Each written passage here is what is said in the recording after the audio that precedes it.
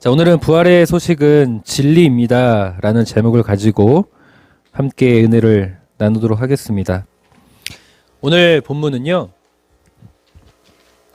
부활하신 예수님의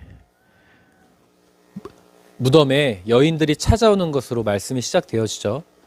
여인들이 무덤에 찾아와서 부활하신 예수님을 만나고 여인들에게, 제자들에게 가서 부활의 소식을 전함과 동시에 갈릴리로 갈 것을, 제자들이 갈릴리로 갈 것을 전하라는 명령을 예수님께 주시죠. 그래서 이 여인들이 제자들에게 가서 예수님의 부활 소식을 알리고 제자들이 갈릴리로 갈 것을 전달합니다. 자, 그런데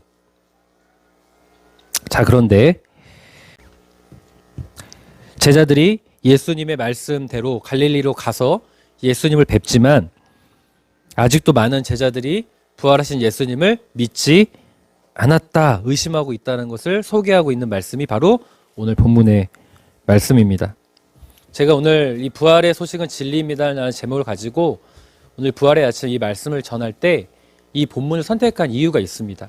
왜냐하면 이 제자들이 갈릴리로 가서 부활하신 예수님을 만났음에도 불구하고 여전히 의심하고 있는 이 모습이 어쩌면 우리일 수도 있겠다라는 생각을 하고 있기 때문입니다. 그래서 어떻게 하면 이 자리에 계신 우리 성도님들께서 부활하신 예수님을 믿는 제자가 될까?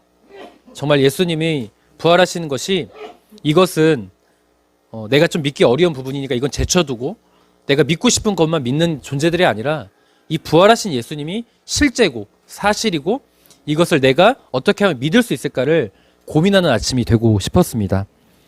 그래서 부활 주일 이 아침 성도님들과 제가 그 당시 제자들처럼 부활하신 것을 보았음에도 불구하고 의심하는 제자들이 아니라 부활하신 예수님을 정말 믿기로 결단하는 이 부활의 아침이 되었으면 참으로 좋겠습니다. 그래서 성도님께 질문하고 말씀을 나누도록 하죠. 성도님들, 예수님께서 부활하실 것을, 예수님께서 이 십자가에 달려 돌아가기 전에 예수님께서 다시 살아나실 것을 제자들은 알았을까요? 몰랐을까요? 몰랐어요? 말씀하셨어요? 말씀은 하셨는데 의심하셨어요? 네, 예수님께서 부활하실 것은 제자들은 알았을까요? 몰랐을까요? 자, 그렇다면 또 한번 질문해 볼게요. 반대로 제자들이 아니라 다른 사람들은 예수님께서 다시 살아나실 것을 알았을까요? 몰랐을까요? 몰랐어요? 좋습니다. 자, 바로 말씀 보죠. 마가복음 10장 32절 하반절에서 34절입니다. 함께 읽죠. 시작. 12 제자를 데리시고 자기가 당할 일을 말씀하여 이르시되 인자가 대제사장들과 서기관들에게 넘겨지매 그들이 죽이기로 결의하고 이방인들에게 넘겨주겠고 그들은 능욕하며 침뱉으며 채찍질하고 죽일 것이나 그는 3일 만에 살아나니라 하시니라. 아멘. 예수님께서는 제자들에게 마가복음 10장에서 말씀하셨습니다. 나는 앞으로 십자가 고난을 당할 것이다. 침뱉음을 당하고 능욕을 당하고 채찍질을 당할 것이지만 중요한 말씀을 하시죠. 나는 반드시 3일 만에 살아난다. 이미 제자들에게 말씀하셨습니다. 자, 여기까지 성도님들이 동의하셨던 것 같지만 모두가 반대하셨던 다른 사람들은 몰랐을 거다. 자, 말씀 보죠. 마태복음 27장 62절 하반절에서 63절입니다. 시작.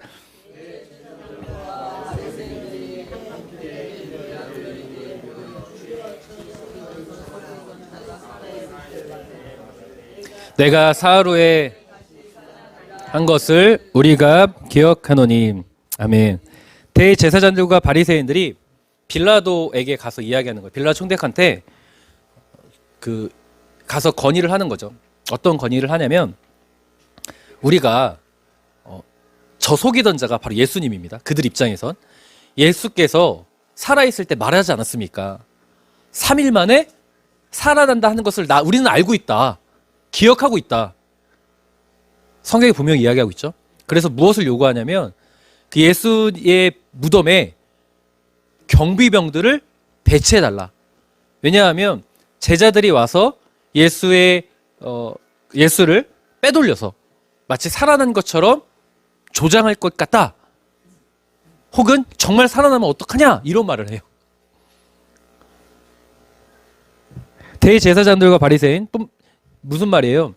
예수의 제자들뿐만 아니라 그 당시에 사람들의 분위기, 사람들의 소문에는 예수가 3일 만에 살아날 것이라는 소문이 있었다는 거예요.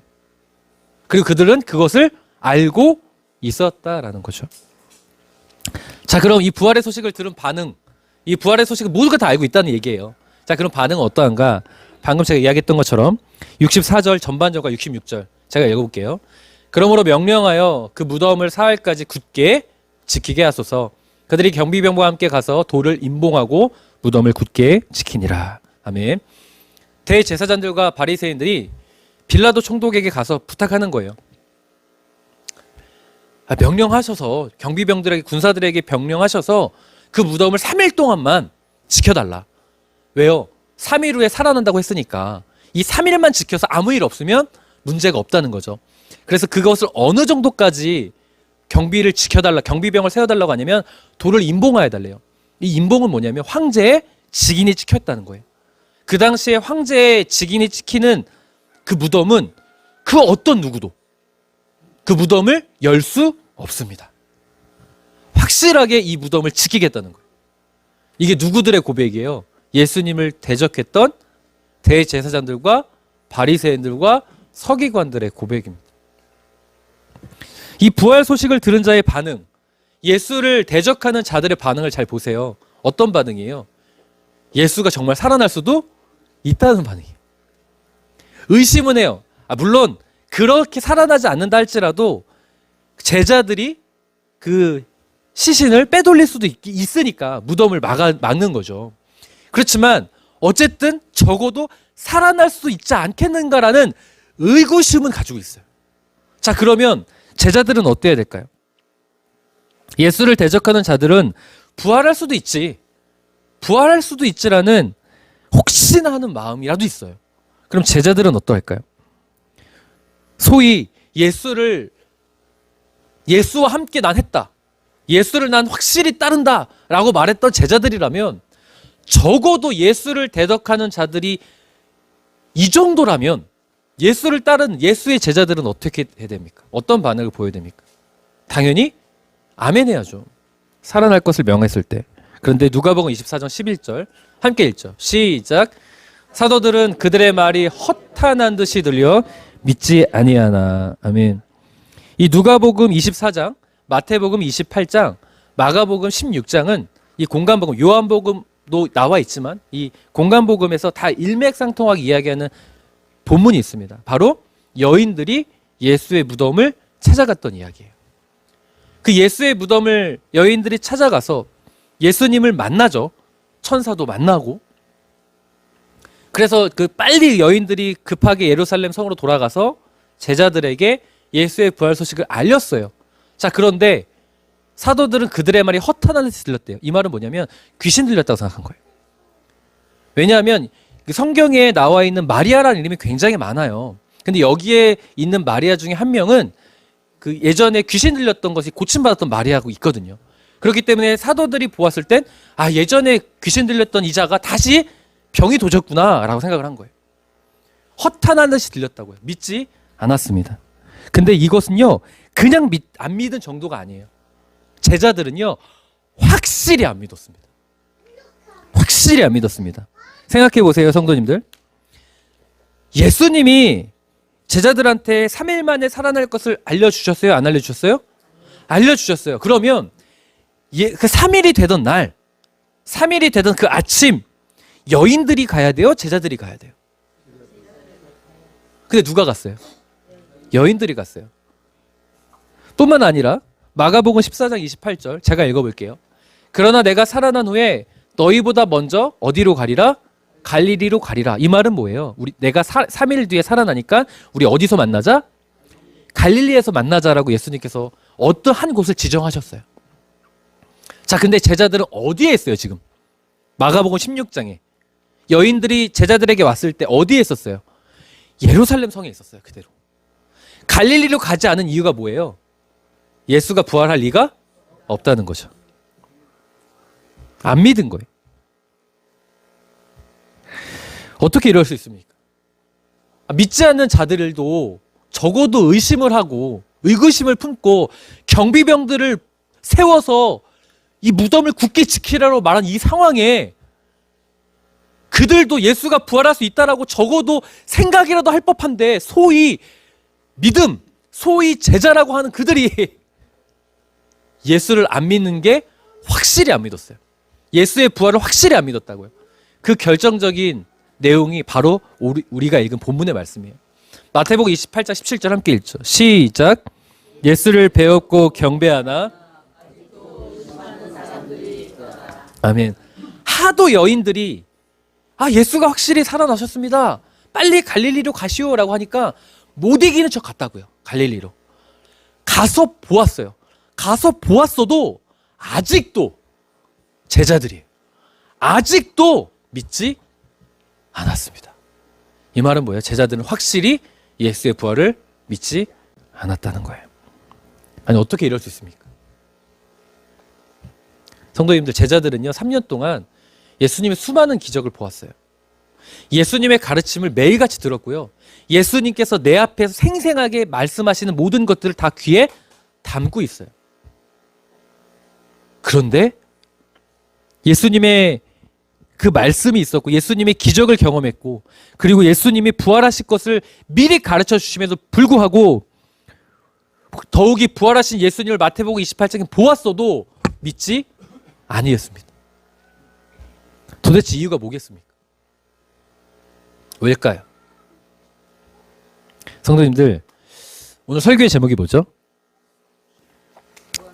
부활의 소식은 진리입니다. 자, 그럼 다시 한번 질문해 볼게요. 왜 믿지 않았을까요? 이들에겐 부활의 소식은 진리가 아니었기 때문이에요. 성도님들, 진리가 뭐죠? 진리? 변하지 않는 그 마음입니까? 불변하는, 절대로 변하지 않는 그 것. 그쵸? 절대로 변하지 않는 가치, 절대로 변하지 않는 사실. 이것이 바로 진리입니다. 예수의 부활의 소식이 그들에게 진리였다면 그들은 어디로 갔을까요? 갈릴리로 갔겠죠. 그렇지만 진리가 아니었던 거예요. 예수님을 믿긴 믿습니다. 예수님을 따르긴 따릅니다. 예수님의 말씀을 듣습니다. 예수님께서 말씀하실 때 3년 내내 아멘 했습니다. 그런데 제자들은 예수님의 말씀이 모든 것이, 예수님의 말씀하신 모든 것이 절대적인 건 아니었어요. 믿을 수는 있어요. 예수님을 믿긴 믿는데 성도님들, 내가 동하면 믿고 내가 동하지 않으면 믿지 않은 거예요.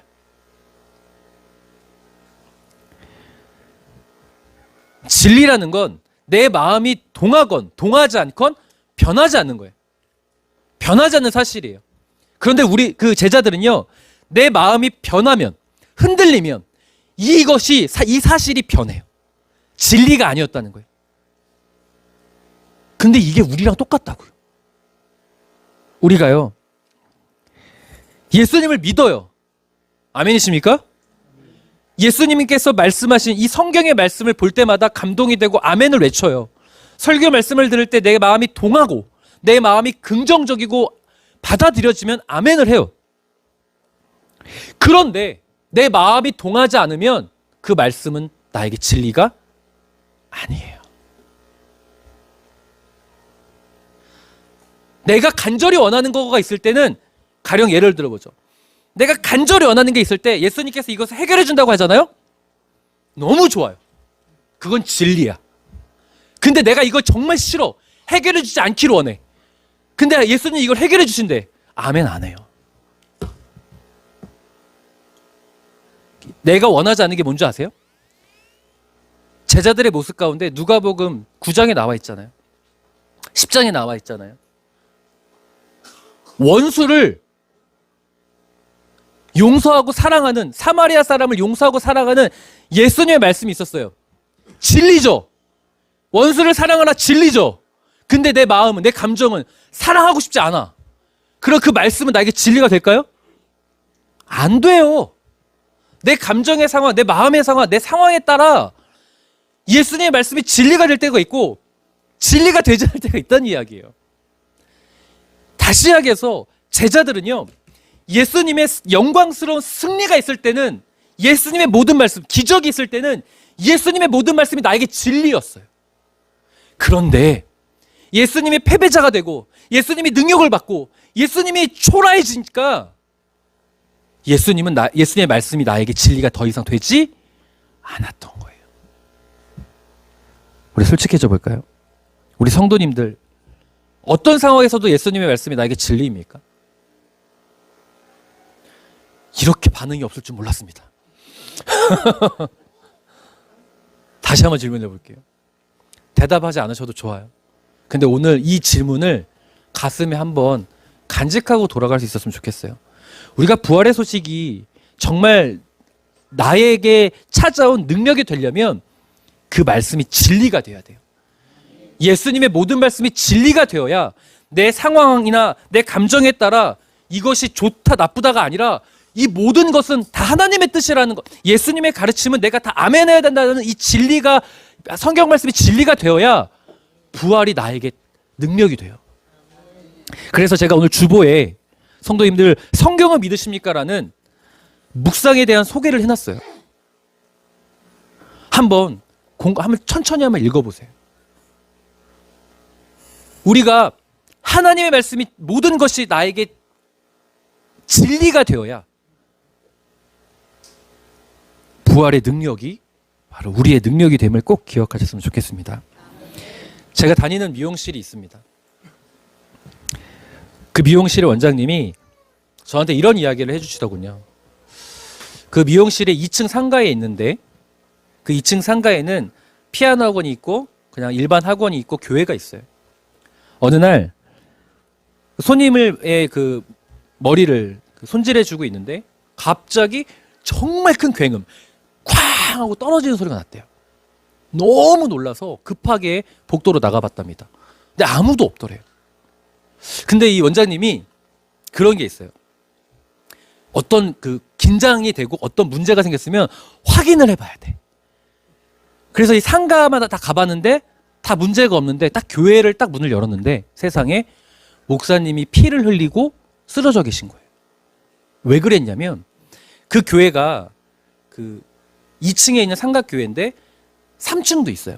교회가 3층에 있는 게 아니라 2층 고가 높아서 3층에는 그 복층이라고 하죠. 다락방을 설치해 놨는데 그걸 다 창고로 만들어 놨대요. 그래서 거기를 사다리를 타고 올라가다가 사다리가 넘어진 거예요. 나중에 알고 봤더니 갈비뼈 3개가 부러졌답니다. 얼마나 아프셨겠어요. 피를 흘리고 쓰러졌고 의식을 잃었대요. 그래서 원장님이 가보시니까 의식을 잃고 쓰러지고 피를 토하니까 소리를 지른 거예요. 여기 사람 살려주세요! 소리 지른 거죠. 사람 살려주세요! 하는데 갑자기 그 목사님이 의식이 없잖아요? 원장님의 손을 탁 잡더래요. 더 놀란 거죠. 으아! 이렇게 놀란 거죠. 근데 원장님이 이게 딱 손을 잡고 이렇게 외쳤답니다. 쥐야! 이렇게 외쳤대요. 의식이 없어요. 피를 흘리고 눈도 못 고 그냥 의식이 없는데 주여를 외친 거예요. 저 이 이야기를 듣고 깜짝 놀랐습니다. 와, 내가 이 목사님이 되어야 되는데. 왜 이 마음이 들었냐면 그 목사님은 무의식 가운데도 누구를 찾고 있어요? 주님을 찾고 있어요. 어떠한 상황에도 내가 정말 아프고 죽어가는 상황에도 어떻게 보면 그분한테 그런 순간일 거 아니에요. 그 순간에도 나는 그분을 찾고 싶은 거예요. 그분을 붙잡고 싶은 거고 지금 누군가 와서 살려달라고 하니까 외치니까 그분에겐 그게 주님인 거야. 그러니까 주님을 찾고 싶은 거예요. 와, 이 말은 뭔지 아세요? 그 목사님에게 예수님은 절대 진리인 거예요. 진리인 거예요. 예수님의 모든 것이 자신의 삶에 진리인 거예요. 제가 고등학교 때 굉장히 충격적인 사건이 있었습니다. 어느 날 전 교생을 운동장에 다 모이게 했어요. 그리고 갑자기 그 버스가 들어와요. 운구차랑. 알고 봤더니 우리 학교 지리 선생님이 돌아가신 거예요. 너무 좋으신 분이었거든요. 너무 인격적이고 너무 유머러스하고 연세는 많으셨지만 굉장히 학생들한테 인기가 많은 선생님들이었습니다. 제가 나온 학교가 남고였거든요. 1반부터 18반까지 있었는데 한 반에 55명씩 있었어요. 얼마나 남자들이 드글드글한 그곳에서 그 남자 선생님인데 인기가 있었어요. 대단한 거예요. 남자들 얼마나 멋대가리 없는데요. 그런 곳에서 인기가 있는 선생님이니 얼마나 인격적이었겠습니까? 그 선생님이 왜 돌아가셨냐면 교회를 다니셨어요, 선생님이. 근데 교회 천장이 무너져 내렸습니다. 선생님이 2층에 계셨는데 본당 2층에 계셨는데 떨어지는 천장을 온몸으로 막았어요. 이렇게. 왜요? 그 자리에 학생들이 있었거든요. 온몸을 막았어요. 근데 이것을 무게를 못 버텨서 1층으로 떨어졌어요. 그대로. 갈비뼈가 부러지면서 모든 장기를 찔러버렸습니다. 즉사하셨어요. 저는 그때는 몰랐어요. 근데 지금 생각해보면 왜 선생님이 그런 행동을 했을까? 성도님, 그런 상황이면 버티다가 솔직히 사람의 본성이 어때요? 이렇게 버티다가 내가 못 버틸 것 같으면 빨리 피해야 될 거 아니에요, 이렇게. 아닙니까? 나 살아야 될 거 아니에요. 본성이. 근데 끝까지 버티다가 떨어졌다고. 왜요? 거기 있는 학생들 살리려고. 왜 그랬을까요? 저는 믿습니다. 그분의 진리는 예수님의 사랑이었다고 믿어요. 알고 봤더니 장로님이셨더라고요. 저는 그런 장로님이 진짜 장로님이라고 믿어요. 하나님의 말씀이 내 삶의 진리가 되는 분이 진짜 장로님 아니고 진짜 목사님 아니겠습니까? 이걸 우리에게 적용해 보면 하나님의 모든 말씀이 나에게 진리의 말씀이 될 때 우리가 진짜 하나님의 자녀가 아니겠습니까?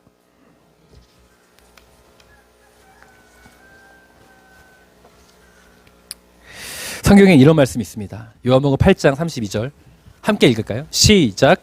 진리를 알지니 진리가 너희를 자유롭게 하리라. 아멘. 이 말씀 앞에 31절에 예수님께서 내 제자가 되려거든이라는 전제가 있어요. 굉장히 재밌죠.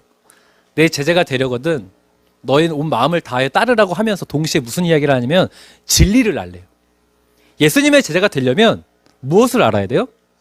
진리를 알아야 돼요. 성도님, 진리가 뭐예요? 불변하는 거잖아요. 그게 뭐예요, 우리에게? 다 맞는데요. 성도님들 손 앞에 있잖아요. 성경이에요. 하나님의 말씀이에요. 이게 우리에게 진리고 이걸 알면 우리의 삶이 자유의 삶이 됩니다. 두려운 문제가 있을 때 진리가 내 안에 있는데 뭐가 두려워요? 내가 염려와 걱정스러운 순간에도 내가 뭐가 있어요, 내 손에? 진리가 있는데 무엇이 걱정이 되겠습니까? 이 말씀을 부활주일에 적용해 보자면 우리에게 전해진 부활의 소식이 절대적인 진리가 되어야 우리는 부활의 기쁨을 누리게 되는 거예요. 부활의 소식이 나에게 절대적인 진리가 되어야 부활을 믿는 하나님의 자녀가 되는 거예요. 예수 그리스도의 십자가의 은혜와 3일 만에 다시 살아나셨다는 이 말씀이 나에게 절대 진리가 되어야 나는 구원의 기쁨을 누릴 수 있게 됩니다. 근데 문제가 있죠. 목사님, 저도 부활의 소식을 진리라고 받아들이고 싶은데 안 되는 걸 어떡합니까? 이렇게 고민이 들 수밖에 없는 분들도 계신 줄 압니다. 성경은 이 문제에 대한 답을 하나만 소개해요. 굉장히 중요한 말씀인데요. 누가복음 24장 32절 함께 읽겠습니다. 시작. 그들이 길에서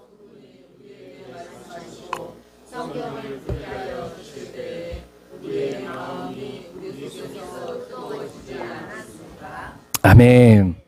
예수님의 부활을 믿지 않았던, 그래서 예루살렘에서 자신의 고향으로 돌아가던 엠마오로 가던 두 제자, 누가복음 24장의 말씀이에요. 예수님의 제자였어요. 여기서 한 명은 뭐 마가라는 추측이 있죠. 혹은 누가라는 추측도 있고. 그들이 부활을 믿지 않아서 이젠 예수 그리스도는 끝났고 죽었고 우리의 로마로부터의 독립은 끝났다고 하여서 이들이 떠났습니다. 그때 예수님께서 그들을 찾아가셨어요. 부활을 믿지 않고 떠나는 그들에게. 그러고 나서 그들과 막 이런저런 성경적인 얘기를 하셨던 모양이에요. 여기 보면은 길에서 그분이 우리에게 말씀하시고 성경을 풀어주셨다고 나와 있으니까. 근데 이제 그들이 그 성경을 막 풀어주시고 이제 마음이 열리니까 예수 그리스도가 부활하신 분이라는 걸 깨닫게 됐어요. 깨달아서 보려고 하는 순간 성경에서 예수님이 사라지셨습니다. 그러자 그들이 서로 대화를 하는 거예요. 어떤 대화를 해요? 야, 방금 우리에게 말씀하셨고 성경을 풀어주시는 분, 우리의 마음을 열어주셨던 분, 그분이 부활하신 예수님이구나. 두 제자의 대화입니다. 부활하신 예수님을 깨닫게 된 순간 그들이 언제 깨달았대요? 성경 말씀이 내 안에 왔는데 우리의 마음이 성경 말씀으로 뜨거워질 때 부활의 예수님을 알게 되었다고 그들이 고백합니다. 성경은 우리에게 증언하는 거예요. 부활의 소식이 진리가 되려면 우리가 말씀에 대한 마음이 열리고 말씀을 깨달을 때 그게 말씀이 진리가 된다는 거예요. 내 생각으로는 부활이 맞아. 내 생각엔 내 이성은 부활이 맞아. 아무리 우겨도요, 성도님들, 내 상황과 입장이 흔들리면 내 생각도 흔들립니다. 그런데 이 말씀이 내 안에 진리가 되면 흔들리지 않아요. 변하지 않으니까. 예수님께서 다른 제자들에게도 부활의 소식을 알릴 때 이렇게 말씀하시죠. 성도님들, 예수님께서 다른 제자들에게도 나타나셨어요. 24장 45절 함께 읽겠습니다. 시작. 그때 예수께서는 성경을 깨닫게 하시려고 그들의 마음을 열어주시고, 아멘. 제가 오늘 나누고 싶었던 은혜가 바로 여기 있어요. 성도님들, 예수님이 엠마오로 가는 두 제자를 다시 갈릴리로 보내셨고 나머지 갈릴리에 있던 제자들에게 찾아가셨어요. 가셔서 부활의 예수님을 나타내시는데 어떻게 나타내셨어요? 잘 보세요. 예수님은 전능하신 분이십니다. 아멘이십니까? 그럼 그들에게 부활의 능력을 믿게 하려면 어떤 방법을 사용하는 게 편할까요? 성경이 편해요? 그들에게, 갈릴리에 가 있는 그들에게 내가 예수다 라고 설득하기 위해서 어떤 방법이 편할까요? 그들이 예수님을 경험했던 기적을 보여주면 돼요. 아닌가요? 그들이 예수님을 만났을 때 느꼈던 그 기적들이 똑같이 주어지면 이건 예수님밖에 할 수 없었을 텐데 라는 그 생각에 사로잡힌다니까요. 근데 예수님은 그러지 않으셨어요. 예수님은 어떤 선택을 하셨냐면 그들에게 가셔서 기적을 베푸신 게 아니라 성경을 깨닫게 하시기 위해서 그들의 마음을 열어주셨습니다. 놀랍지 않나요? 이게 하나님의 방법이고 예수님의 방법이에요. 우리가 부활의 소식이 진리가 되고 부활을 믿게 하시려고 그 말씀이 진리가 되려고 어떻게 하셨냐면 우리의 마음을 열어셔서 성경 말씀을 깨닫게 하셨대요.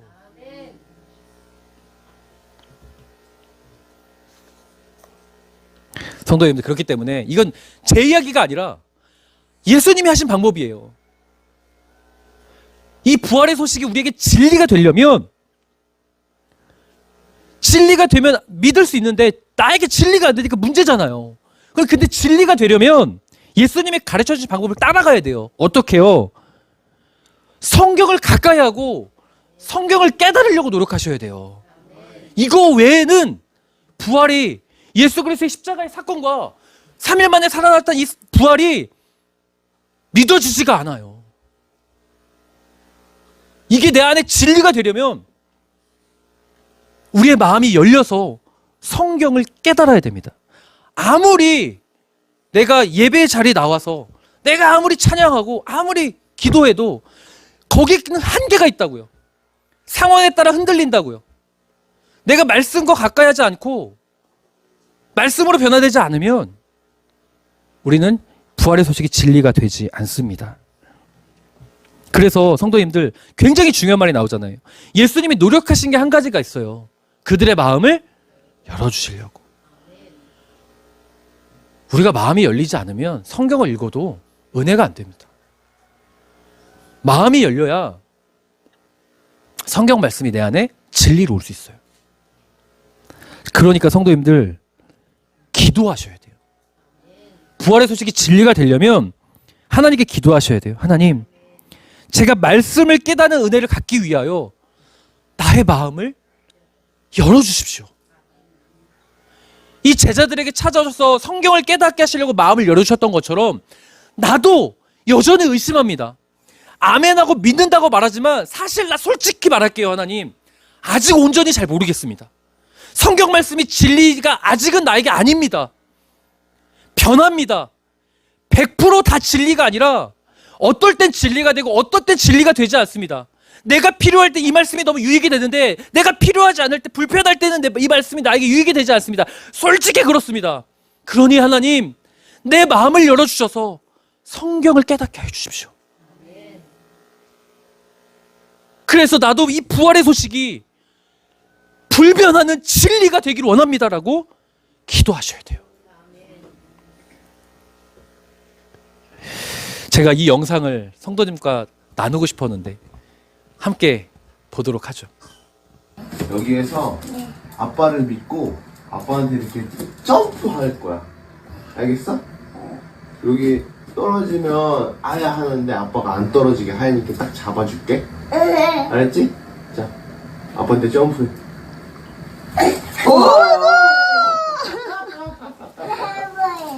왜 볼래? 저는 이 영상을 유튜브에 보면서 엄청나게 은혜 받았습니다. 시엘이가 있기 때문이 아니라 저 아이가 분명히 아빠가 이야기하잖아요. 땅에 떨어지면 아야 할 수도 있어. 근데 아빠 믿고 뛰어내릴래? 그 얼굴에 뭐가 있어요? 두려움이 있어요? 이 아이 얼굴에 두려움이 있나요? 하나도 없어요. 아빠가 뛰어내리라니까 그저 좋아서 싱글벙글 웃어요. 그리고 뛰어내려요. 왜일까요? 이 아이에겐 아빠의 말은 진리인 거예요. 아빠가 나를 지켜준다는 것이 절대 변하지 않는다는 믿음이 있는 거예요. 뛰어내리잖아요. 사랑하는 성도님들, 우리가 이 성경 말씀, 하나님의 모든 말씀, 사실 필요했다라는 마음을 열지만 내가 불편할 때 마음을 열지 않았던 것을 솔직하게 겸손히 인정하고, 하나님, 내가 어떤 상황에서도 어떤 문제 앞에서도 이 하나님의 말씀이 나의 말씀이 될 수 있도록 내 마음을 열어달라고 기도할 수 있는 부활주일이 되었으면 참으로 좋겠습니다.